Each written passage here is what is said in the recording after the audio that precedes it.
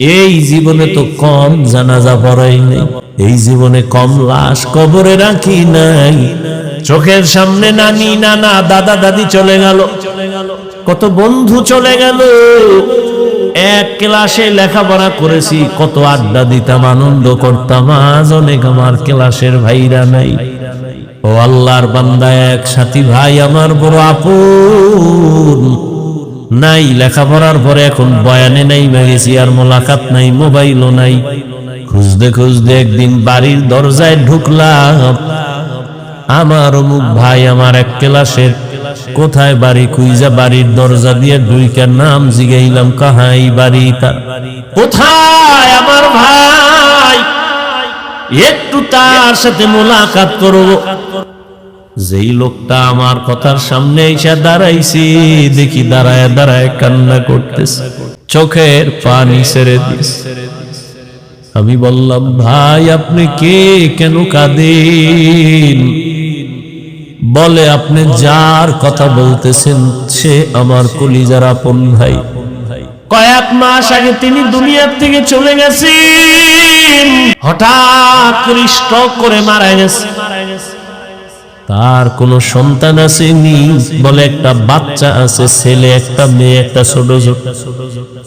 ওদের কি হালাত, কয়দের দিন সব বাচ্চারা খেলাধুলা করে আনন্দ করে, আমার ওই ভাইটা দাঁড়ে দাঁড়ে ঘুরে আর কান্না করে আর বলে, আমার আব্বু কই, আমার আব্বু কোথায় বলো। এরে আল্লাহর বান্দা, কিসের পেছনে ঘুরতেছো? এমন একটা দিন নাই লাশের খবর নাই। কত মানুষ ঘুমাইয়া এমন ঘুমে চলে গেছে আর উঠে নাই।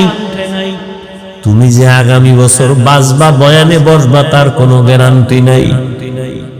গত বছর এখানে বয়ান চলছিল, বয়ান করেছিলাম, অনেক আল্লাহর বান্দারা ছিল। আজকে খবর নেও, গত বছরের অনেকে দুনিয়াতেই নাই। আগামী বছর বয়ান চলবে, এই জায়গায় যারা আছি, কে থাকবো কে থাকবো না কোনো গ্যারান্টি নেই।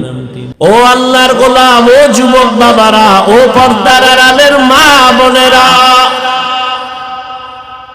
মাইকের আওয়াজ কানে যায়, গল্প করে করে তো জীবনে কম গল্প করলেন না। আজকে কি একটু দিনের কথা শুনবেন না রে মা? জীবনে তো রাত মোবাইল চালাইয়া চালাইয়া রাত কম কাটান নাই।